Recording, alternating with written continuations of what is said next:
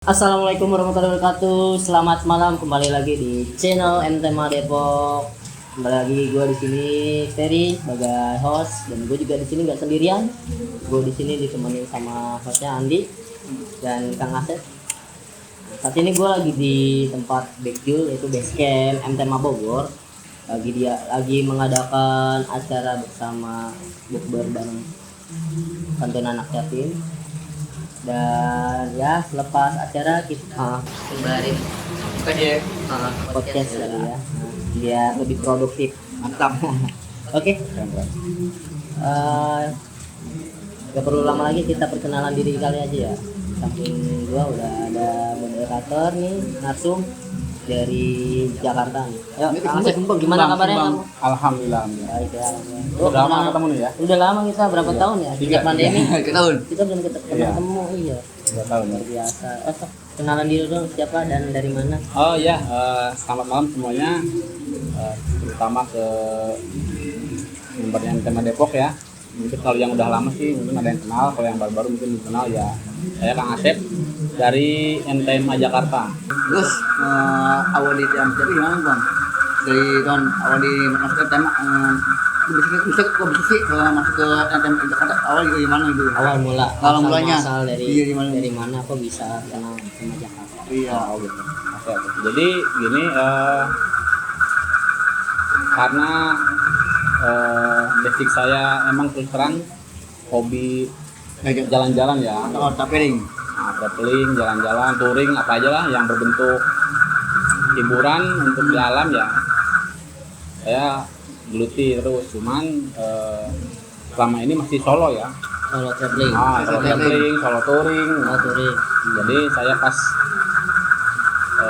di Jakarta itu mencoba mencari link komunitas atau wadah yang buat Menyalurkan hobi ya. menyalurkan hobi, betul. Karena kan kalau sendiri juga kurang seru ya. Iya, Kalau sendiri mah namanya solo, nah paling enggak kan Pasti butuh teman. betul. Lah ya, partner berjalan. Nah akhirnya coba cari-cari di Instagram, Facebook, tadinya Facebook malahan. Oh, Facebook. Dulunya Facebook itu kita link sama MTMA Bandung malah pertamanya. Yang ketemu Facebooknya tuh adalah orang Bandung tuh, cewek itu yang pertama open tripnya itu ke mana? Yang di Saguling. Saguling di mana? Daerah Pangalengan. Saguling tuh Bandung Barat. Bandung Baru. Dekat Bendungan Saguling itu ada semacam sungai yang dibendung, jadi situ ada Raftingan apa? bukan, jadi kayak berenang yang buat batu purba di situ. Itu perdana kita bareng trip itu sama MTMA Bogor, MTMA Bandung Barat, Sukabumi. Nah, di mana kita tidak sengaja nih kita kopdar, kita touring bareng di Curug Dewi Hejo. Oh iya, yang itu loh, Yang mana itu? Explore Jawa Barat ya. Betul. Bareng Jadi ya? jadi kita kontekan secara medsos. Iya. Yuk kita kopdar sekalian touring di Sentul, tepatnya di Curug Cipaliung ya. Dewi Hejo. Iya kan pintu Cipaliung. Ya, jadi saya kontekan secara online, belum pernah ketemu nih sama anak MTMA Bandung Barat. Terus kita ketemuan di Sentul. Nah, pas ekspor di Dewi Hejo itu ketemu sama anak-anak MTMA Sukabumi dan Bogor yang turun dari atas. Pas turun dari atas itu Menci, Aden, dan kawan-kawan tuh. Jadi di situ kita ketemu. Nah, setelah ketemu itu ya udah kita langsung saling menyapa gitu, jadi sebagai sahabat lah ya, udah ada kontaknya. Terus baru di situ saya baru gabung ke MTMA Jakarta. Tapi Kang Asep ini sendiri asal muasalnya dari mana sih sebenarnya? Dari Jakarta asli? Kalau saya sih pendatang sebenarnya. Pendatang. Dari Subang. Dari Subang. Jadi sempat juga dulu sebelum gabung ke MTMA Jakarta sempat gabung ke MTMA Subang. Udah ada Subang. Itu ada Subang, Ada yang gambarnya nanas. Oh, nanas. Nanas. Iya. Dikarenakan jarak yang jauh dari tempat saya kerja di Jakarta, saya memutuskan untuk mencari yang terdekat, yaitu MTMA Jakarta. Jadi sudah masuk ke MTMA Subang, ketemu MTMA yang dari Jawa Barat, dari Bogor, Sukabumi, baru kita masuk ke MTMA Jakarta. Nah, sebelum di MTMA Jakarta, nah kan Kang Asep katanya ini apa namanya sempat buat Apa tuh? grup juga ya. Betul. Grupnya apa sih kalau boleh tahu? Itu grupnya sebelum masuk ke MTMA Jakarta, jadi saya coba buat wadah dulu yang sama-sama hobi traveling, hiking, touring dan mancing, fishing ya. Berarti itu saya buat grup The Bolang namanya. Oh, di bola. Jadi dibilang di gabungan seluruh tuan. Gimana sih? Dibilang itu gabungan. Ya, jadi seluruh pecinta hobi yang berhubungan dengan alam, mancing, naik gunung, touring dan naik dan rafting kayak gitu-gitu. Saya kumpulkan yang sudah jarang aktif, kita bikin grup namanya The Bolang. Nah, itu isinya orang-orang Subang semua atau campur? Untuk isinya kebetulan teman-teman satu kerjaan. Satu kerjaan orang Ya, rantau juga. orang kantor semua yang dulunya hobi mancing, naik gunung, touring yang sudah tidak aktif saya kumpulkan, saya bikin aktif lagi. Itu dibilang itu ada tuannya, ada ketua itu. Apa gimana? Ada ya, Ketuanya saya ada. sendiri. Oh, sendiri. Saya yang buat, saya jadi ketuanya. Di situ ada adminnya, ada tim divisi-divisinya, ada divisi laut, divisi touring, divisi hiking dan mancing dan yang lain-lain ada. Berarti ngerangkap semuanya nih ya. Ya, jadi Ketua admin juga ya, admin ketua iya. ya. Tapi kok nggak sempat buka oprek aja gitu rekrutmen. Jadi khusus orang-orang rantau gitu ya. Karena waktunya ya, mungkin waktunya karena harus membagi waktu kerjaan, komunitas dan keluarga di Subang. Jadi setiap 2 minggu sekali ya tetap harus pulang. Oh, Pak masih sudah keluarga itu. Sudah. Waktu pas kita merantau ke Jakarta sudah punya keluarga, anak 3. Kelas 3 ya. Udah anak 3. Jadi ya menyempatkan waktu lah untuk menyalurkan hobi di komunitas ini. Nah, setelah tadi kan sebelumnya kan tadi menceritakan The Bolang ya. Nah, terus awal join ke MTMA Jakarta itu tahun berapa itu? Dan dapat akses linknya dari mana? Ya, sudah dapat tahun dia MTM Jakarta itu. Kalau tidak salah kan MTMA udah 7 tahun ya? Ya, Kurang lebih 7 tahun. Saya gabung ke MTMA Jakarta tuh kayaknya sih 5 tahunan dah. Udah 5 tahunan ya. Lama banget ya. 5 tahun ya. 5 tahun. Nah, Kang Asep ini sendiri di MTMA Jakarta sebagai apa kan? Pengurus kah atau member? Oh, sebagai penasehat. Oh, penasehat. Iya, karena mungkin saya sehat. Jadi penasehat gitu. Bukan penasehat ya? Bukan penasehat. Ya, biar yang muda-muda lah yang Yang aktif ya. aktif. Kalau saya kan cuma menyalurkan hobi supaya sama-sama bisa bareng menjalani hobi itulah gitu. Tapi Jadi kan Kang Asep sendiri kan ini kan suka hobinya jalan-jalan nih. Memang si sang istri memperizinkan Akang buat main keluar jauh atau gimana sih? Apa memang sama-sama istrinya ini juga suka jalan-jalan juga nggak? oh gitu. Jadi untuk saya sendiri hobi ke alam. Nah, kebetulan istri saya nggak hobi. Jadi untuk hobi saya ini juga istri mempersilahkan saja. Silakan. Yang penting semua itu dilakukan tepat pada waktunya. Waktunya pulang kampung untuk keluarga udah khusus waktu buat keluarga. Waktunya kita kerja ya kerja, waktunya untuk jalan-jalan sama komunitas silakan. Yang penting semuanya sudah ada jadwalnya. Siapkan jadwalnya ya. Jadwalnya udah matang lah gitu. Alhamdulillah sih istri nggak masalah sih sebenarnya. Tapi Bang Asif pernah nggak ngajak istri ke camp gitu, pernah nggak gitu? Gitu. Kan dia sengit nggak pernah penjaga tuh sini, katanya kena obi dananya. Apa pernah tuh ke ajak camp gitu, curug gitu. Gunung. Pernah di Subang itu ada namanya Curug Cisanca. Nah, itu Curug Cisanca itu emang buat camping, depannya air terjun. Jadi kemarin itu saya ajak Kayak gue dia. Citambur ya. Citambur.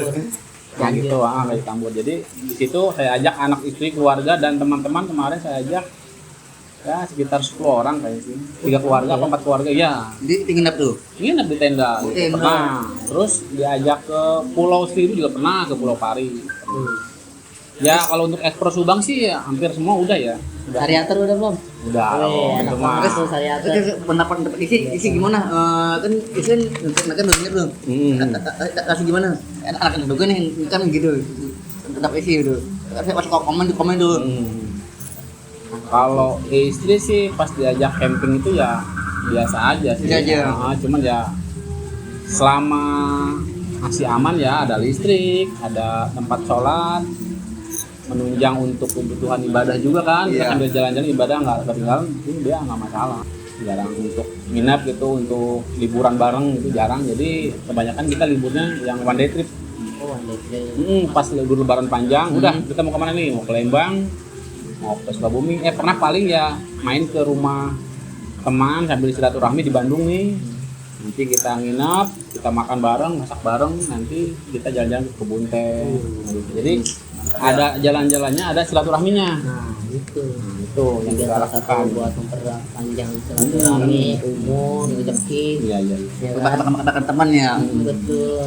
Ya, enak tuh. Ngeliwat apa? Enggak. Iya, kita melewat, kita di sana kan kebetulan juga banyak sayur-sayuran ya di Tinggal daerah metik aja gitu. di daerah Cimahi, Parongpong, Cimahi. Curug dekat Curug itulah Curug Cimahi gitu. Gitu kita main, kita silaturahmi, masak bareng, main untuk ekspornya kayak ke Dusun Bambu, ke Lembang, Poti Market, itu yang dekat-dekat daerah rumah temen situ kita ekspor di situ. Ekspor ya. Ajak keluarga temen-temennya di sana juga. Mantap ya. Ambil diminum dulu nih. Iya. Ini minum, Kak. Pego ya, Peg. Terus Bang Hasan kan suka jalan-jalan ya. Lebih suka jalan mana Bang? Ke pantai kah? Gunung kah? Apa suka tuh? Lebih suka apa tuh? Yang paling mengerucutnya nih, yang paling sukainya apa? Mana apa gunung nggak beda? Kalau untuk Air kayaknya. Main air. perjalanan yang paling suka itu laut. Oh, laut. Laut. Karena saya sionya sio ikan. Siuman. Jadi kalau ke laut kan sampai langsung renang nih. Iya. Cuman kalau untuk udara saya lebih suka ke gunung. Wih. Karena dingin, kita tidurnya juga nyenyak ya. Kalau di laut kan panas nih. Panas. Betul. Nah untuk gunung sendiri yang favorit sih Bromo. Wih. Wih, Bang benar. Bromo itu pokoknya orang Indonesia rekomendasi dah. Sudah Cocok sudah buat pernah wedding Bang. sih, buat wedding. Cocok buat weddingan. Mahal. Ke Bromo itu favorit saya pokoknya kalau ada trip ke Bromo. Jadi Abang mau Bromo sudah kemana aja Bang gunungnya Bang? Kalau untuk gunung karena beratnya lumayan ya, jadi mungkin jadi yang saya ekspor kebanyakan ke gunung-gunung wisata. Wisata. Tangkuban Perahu, gunungnya paling Gunung- Kawah Ijen, Gunung dia juga gunung putih Bang. Ciwidey. Bromo, Putih. paling Kawah Putih kan Patuha ya itu ya, Gunung Patuha. Terus mungkin yang paling jauh Werbo. Gua di mana tuh? Werbo tuh di NTT. Wih, Jadi NTT. deketan sama Labuan Bajo. Jadi yang mau ke Labuan Bajo wajib ke Werbo. Wah, itu Paman Bayu. itu mantap pokoknya. Jadi cuman ada 7 hunian di atas gunung kerucut. Itu Indonesia banget pokoknya. Udah termasuk wisata dunia gitu. Jadi nggak usah keluar negeri ya. Di Indonesia pun banyak kayak Indonesia. Nah, Werbo mantap pokoknya. Ngomongin soal trip Kang. Ngomong kayaknya Abang open jasa tour travel gitu ya Kang. Oh, Itu gimana sih Abang Kang? iya. Oh, bisa maksudnya si Abang ini kan punya timnya nggak sih untuk menjalankan travelnya itu? Oh iya, jadi karena saya basic jalan-jalan, terus gabung sama komunitas Curug Mania, MTMA dan backpacker juga. Terus ada kawan yang menawarkan untuk bikin travel bareng. Ya, situ saya diajak untuk jadi tour leadernya. Alhamdulillah saya langsung oke gitu, siap, langsung kita jalan. Oh berarti ada rekan juga ya, nggak sendirian ya Kang? Enggak, ada yang nawarin, dan karena dia tahu saya sering jalan, sering bawa trip, terus teman-teman kerjaan juga sering saya bawa tripnya gitu, 1 bis, 2 bis, bahkan tripnya di kerjaan pun di PT saya yang handle sampai 35 bis gitu. Seksi konsumsi, akomodasi saya coba pegang semua, udah pernah. Sendirian? Untuk anggotanya ada beberapa, cuman kan untuk kepala seksinya ada untuk Ada ya, ada yang Berarti bantuin ya. ada bagi-bagiannya. betul. Nggak sendirian ya, Nggak sendirian, cuman ditunjuk sebagai penanggung jawab ya. penanggung jawabnya itu untuk konsumsi, akomodasi dan lain-lain. Nah, udah berjalan berapa lama sih Kang sebagai tour and travel? Kalau boleh tahu apa sih nama tour and travelnya? Tour travelnya jalan-jalan Indonesia. JJI ya. Jadi kalau di Instagram itu JJ Indonesia _ID. Alhamdulillah udah berjalan sih sama tahun ini 6 tahun lah. Udah 6 tahun guys, mantap. Sama kayak MTMA Depok. 6 tahun nggak sih? Terus dia pun kamu kan travel ya. Gimana sih bang apanya? Gimana sih rasanya dari travel itu ada bunyinya ke apa untungnya gitu? Tes gitu, gimana gitu? Kan kalau travel kan ada ruginya, ada untungnya gimana gitu? Cara perhitungannya Ini kayak gimana? gimana? Mungkin pengen buka gitu. Tipsnya gimana tuh? Jadi sebenarnya untuk bisnis wisata ini menurut saya sih menjanjikan ya, karena wisata ini perlu kita ketahui dari zaman nenek moyang mungkin sampai nanti 2 tahun 3 tahun yang akan datang tetap ada wisata. Iya.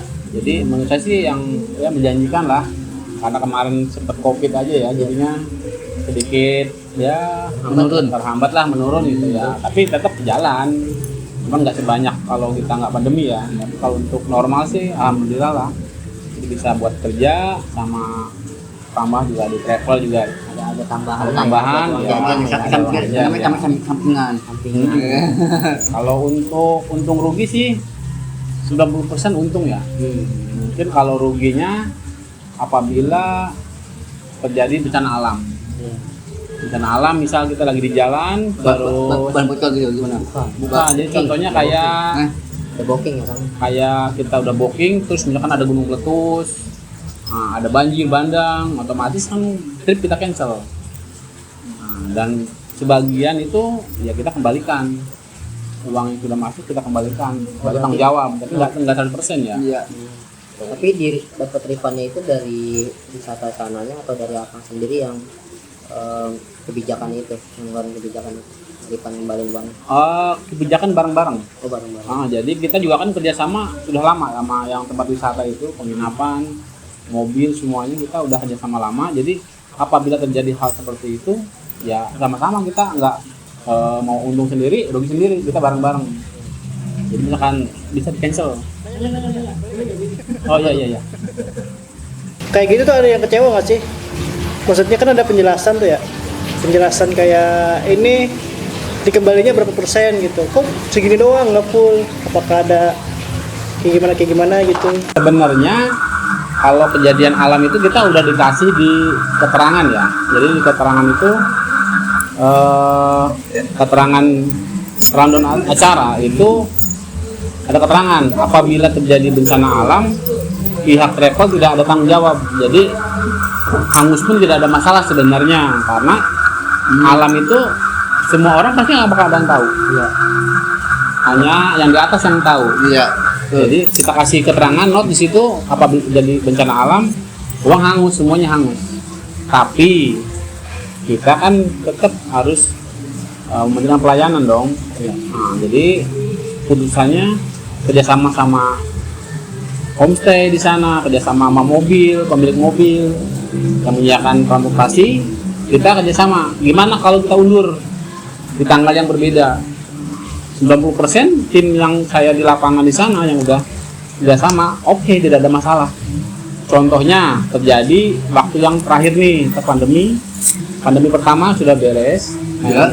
pas sudah mulai mereda, ada PT yang produksi aki itu rencana ke Dieng dan uang masuk ke saya udah 40 juta. Pas pandemi berjalan, dia cancel acara itu dari pihak si pesertanya. Nah, si pihak homestay juga mau mengerti, udah kita DP nggak apa-apa, mundur semaunya yang peserta tersebut, kapanpun bisa jalan, mobil pun sama. Jadi uangnya masih di saya nih, sekitar 40 juta itu masih di saya, dan mereka percaya nggak bakal saya ambil bawa kabur lah uangnya gitu. Ya alhamdulillah kepercayaan sih udah mulai banyak ya. Artinya jarang sih yang kecewa gitu, kecuali satu dua yang emang si peserta tersebut yang membuat masalah gitu.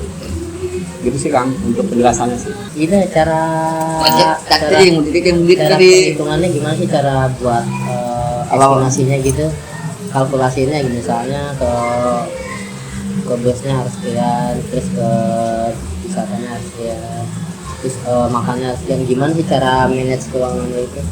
Oh, untuk jadi kita menentukan budget untuk menentukan harga ya. Iya. Harga private trip tersebut berapa sih gitu kan. Iya. Berapa biaya yang harus dikeluarkan? Itu sih sebenarnya udah ada patokannya ya. Jadi harga tersebut ada 3 faktor yang menentukan. Yang pertama, nginepnya berapa hari. Contohnya 2 hari 1 malam paketannya. Terus berapa orang? Misalkan contohnya 17 orang. Dan yang ketiga, destinasinya kemana saja nih, requestnya. Nah, dari destinasi tersebut kan juga mempengaruhi dari harga. Ada yang wisatanya 50.000 tiketnya, ada yang 40.000 dan ada yang 10.000. Semakin banyak yang mahal, otomatis harganya akan mahal juga, tergantung request destinasi tersebut. Kalau private trip seperti itu. Terus jumlah orang juga sama. Semakin sedikit orangnya, semakin mahal harganya.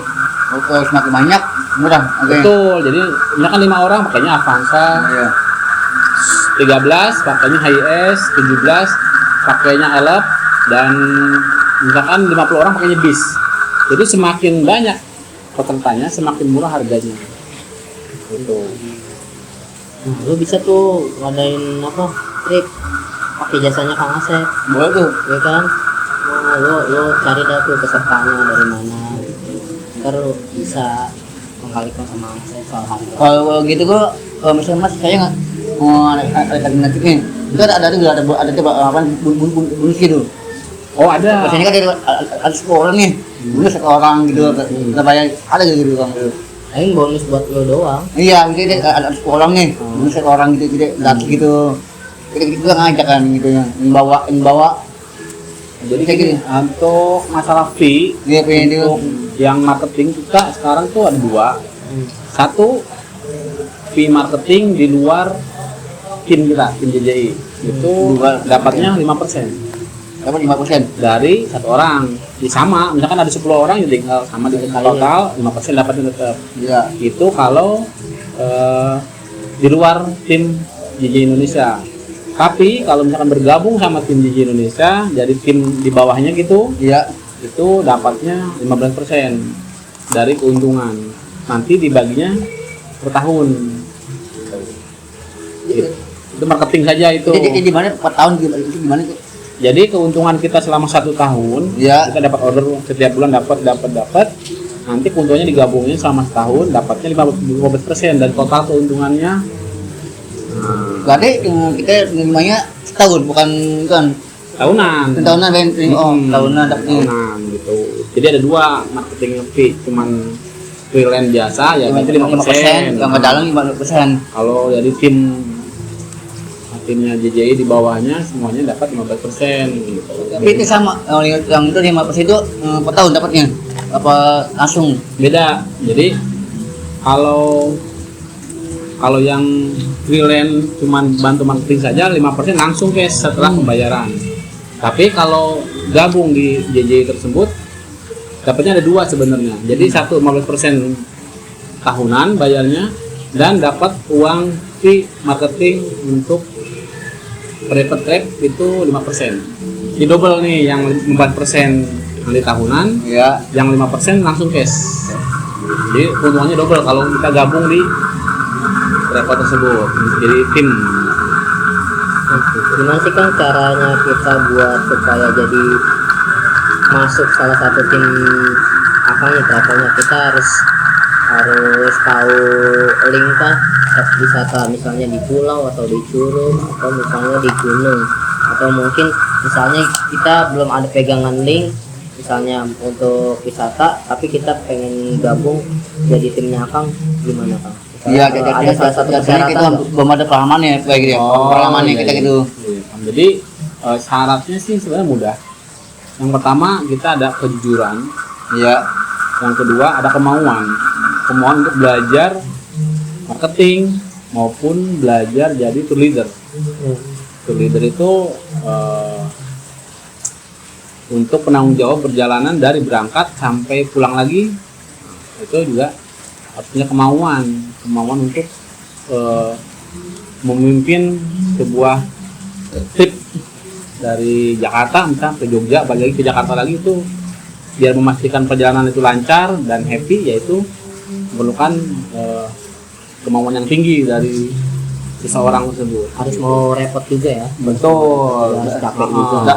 Berarti kalau misalnya saya masuk ke abang, saya itu harus itu dulu apa? Training dulu. Apa gimana? Training, ya, ada training ya. Iya. Kalau untuk marketing sendiri sih nggak ada, cuman mungkin yang baru bergabung ya mungkin kita kasih panduan. Mau panduan doang, nggak Seperti apa sih marketingnya, via apa caranya, nah, itu kita kasih panduan untuk marketing. Tapi kalau misalkan jadi bergabung sekalian jadi admin dan jadi tour leader misalkan gitu, nanti kita ada panduan untuk di lapangannya, misalkan jalan ke 3 pulau nih, ikut jadi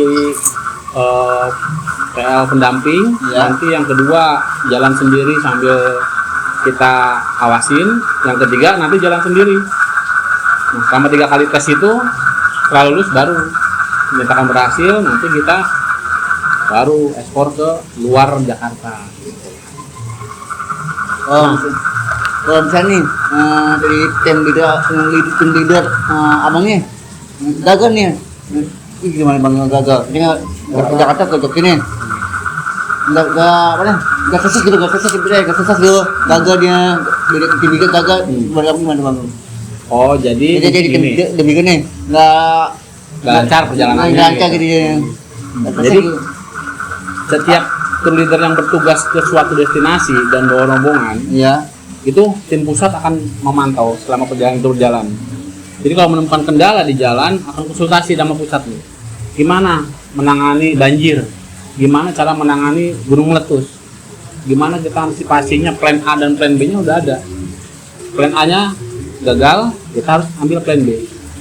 Seperti itu. Jadi walaupun gagal itu bukan kesalahan si tour leader. Itu sudah semuanya tim dilibatkan. Jadi keputusan tersebut udah semuanya ngikut andil gitu. Jadi kasih jalan terbaik buat peserta, kasih pengertian, ini banjir loh, ini gunung meletus loh gitu. Jadi membuat peserta juga mengerti dan akan ikut tripnya berikutnya lagi gitu. Jadi sebisa mungkin kita harus alihkan cara yang lain ya supaya Betul. trip itu berjalan dengan lancar. Mungkin rubah destinasi kah gitu, apa mungkin dirubah jadwalnya, jadi rundownnya misalkan ke gunung dulu, besok ke laut, kita balik ke laut dulu, besok ke gunung. Jadi nggak selamanya kita ngikutin di rundown ya. Betul, kita udah ngeliatin situasi situasi juga. di lapangan seperti apa. Nah, perjalanan yang paling jauh nih kan tripnya kemana tripnya? Kalau yang jauh di dalam negeri ya mungkin itu ke Labuan Bajo sama Wairebo itu, dan itu pokoknya keren banget lah. Artis-artis saja pasti ada kesana kan. Iya. Raffi, anaknya Ahmad Dhani gitu kan, anak semua itu. Iya itu benar. Untuk transportasinya pakai apa? Gunain Pesawat kalau pesawat ke terbang. Labuan Bajo ya. Oh, kita pakai kapal perahu. Kalau darat itu kita paling ke Bali saja. Bali lewat darat sering, tapi kalau untuk ke Lombok dan NTT itu pakai pesawat karena waktunya lumayan. Bisa nyebrang 2 kali penyeberangan kan. Tapi kalau untuk yang luar negeri ya mungkin Iya, benar gitu, nggak belum jauh sih. Kalau negeri paling ya Thailand, Malaysia sama Singapura. Thailand sama Singapura. Iya itu. Kalau yang luar negeri sih baru itu karena pas kita mau open trip untuk umroh ini sebenarnya udah kita persiapkan. Oh, ada buat umroh. Ada. Nah, cuman keburu pandemi. Iya, umroh juga rencananya sih kemarin sebelum pandemi kita udah ada program, udah kerjasama sama yang di sana juga udah. Nah, pas keburu pandemi ya akhirnya kita cancel dulu, nunggu nanti situasi normal lah gitu. Bahkan kita juga udah kerjasama sama yang tim yang di Jepang udah, jadi tinggal berangkatnya saja sebenarnya. Jadi itu yang channelnya ada apa gimana tuh? Yang mana? Cara kita kerjasama sama tempat wisata, mobil-mobil, dan segala kendaraannya segala macam. Oh, untuk kerjasama sama link akomodasi, alhamdulillah sih kita sebagian besar sudah kerjasama semua, udah kerja dengan baik lah, udah lancar itu mah, kayak kereta, pesawat, terus mobil ya kan, terus misalkan kayak jeep yang di Bromo, kayak mungkin kalau di Lampung tuh kapalnya ya, kapal nyebrang Bakahuni ke Ketapang itu udah baik semua, udah linknya sudah ada semua. Jadi bagi teman-teman yang mau bergabung nggak usah mikirin link-linknya, karena linknya udah punya semua, kita udah ada. Jadi tinggal modalnya kejujuran dan kemauan untuk usaha lah gitu, usaha kita di bidang wisata gitu. Kalau dari nol berarti harus usaha keras tuh. Kenapa? Kalau dari nol harus usaha keras tuh. Enggak kan, kita nanti ada tim pembimbingnya. Kalau misalnya kita bikin bagiannya gitu bangun sendiri dengan nama yang lain. Oh jadi mau freelance aja? Ya maksudnya kita kan bikin nama sendiri, kita kan bangun travel sendiri. Jadi nggak di bawah naungan Bang Asep gitu. Oh gitu. Berarti kita harus usaha keras juga ya nyari link ya awal-awalnya ya. Betul, nah itu sebenarnya. Jadi kesulitan untuk pemula yang mau bisnis wisata itu kebanyakan itu gabung sama wisata yang sudah berjalan. Nanti dia masuk bergabung, minimal bayar lisensi 2 juta, itu udah dapat link-linknya nanti. Minimal kita bayar 2 juta. Itu kemana? Kenapa? Kemana bayar? Ya ke travel yang sudah konsorsium, udah gabungan gitu. Jadi mereka udah punya linknya, gabungan itu ada grupnya untuk wisata-wisata gitu. Bayar untuk lisensinya, bisa jual paket wisatanya dia gitu. Tapi kalau mau gabung ke JJI, ya alhamdulillah gratis Bang. Jadi tinggal gabung saja, ada niat untuk berusaha bareng-bareng, kita ayo kita untuk belajar bareng. Join lah. Nah, sekarang juga lumayan banyak yang bergabung, sekitar ada 30 orang yang sudah punya. Ya lumayan lah gitu. Gitu mah ya kadang nggak ada sama sekali. Kemudian itu mau pesan-pesan ringan. Kalau misalnya jadi tour leader gitu susah nggak sih? Kan kita harus nge-backup semua ya kan. Kadang ada yang rewel gimana. Nah itu Iya. benar-benar itu Sering banget tuh sebenarnya. sering. Ada cewek di bawah. Nah, ya benar-benar. Jadi Gak mau ribet. jujur saya dulu pemalu ya. Pemalu, ketemu orang pun sulit ngomong. Takutnya orang tersebut Kesinggung. singgung, terus jutek kayak gitu-gitu. Karena sudah bidangnya tour leader, harus ketemu orang banyak, sifatnya berbeda-beda, pekerjaannya berbeda-beda ya. Di situ kita harus belajar adaptasi. Misalkan yang diajak ngomong hobinya bola, ya kita ngobrolnya ke bola. Hobinya gunung, kita ajak ngobrolnya ke gunung. Itu akan sedikit banyak pendekatannya cepat seperti itu. Nanti adalah itu nama trik-triknya, nanti cara-caranya dikasih tahu kalau misalkan seperti itu. Ada untuk biar gampang akrab sama peserta, gampang bisa serta nyaman, itu ada. Berarti satu kali trip ada berapa berapa tim? Ada tim dokumentasi, konsumsi atau apa? Oh gini, jadi di kita itu timnya ada tim keuangan, tim akomodasi, dan TL 3. Nah, jadi untuk tim keuangan tersebut membackup tim akomodasi. Misalkan kita ke Dieng, perlu 1 bis, ya udah nanti tim akomodasi itu yang untuk bayar bis, bayar penginapan, bayar makan. Untuk yang tugas yang nanti akan bawa peserta itu TL saja. TL melengkap dokumentasi. Gitu. Balik ya harus multitasking lah ya. Nah, harus multi, jadi merangkap antara TL sama dokumentasi kita gabung. Iya. Cuman kan ada standarnya. Contohnya peserta cuma 10 orang ya, TL-nya 1. Tapi kalau peserta 30 orang otomatis TL-nya 2. Seperti itu. Jadi tim dokumentasi sendiri tidak ada. Jadi ngerangkap sama tour leader seperti itu. Oh iya kan kadang kalau misalnya setelah perjalanan nih ada nggak sih yang dimintain editing videonya dong jadiin 1 menit atau 2 menit gitu untuk Iya. apa namanya kenang-kenangan dia lah. Jadi Akang kan punya SLR nih. Nah, apanya misalnya akan ngasih link fotonya nanti mereka yang download gitu. oh iya. Jadi untuk dokumentasi kita include-nya itu foto yang soft copy pakai Google Drive.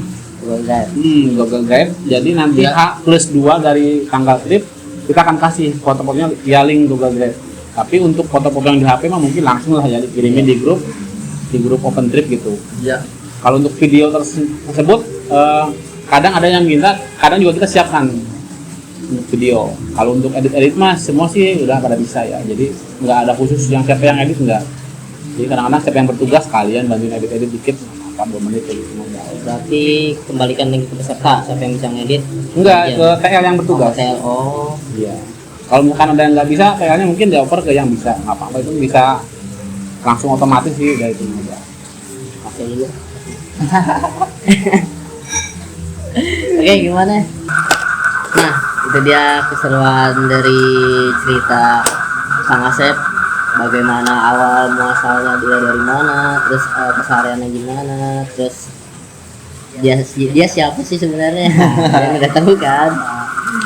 Terus kalau misalnya teman-teman yang mau buat trip atau mau butuh jasa servis wisata, silakan ke Kang Asep. Dan di sini ada JJI apa? Instagram apa? JJ Indonesia ID. JJ Indonesia ID. Langsung bisa follow ya. Oke, sampai di sini dulu podcast kita pada malam hari ini. See you next time. Masih. Bye.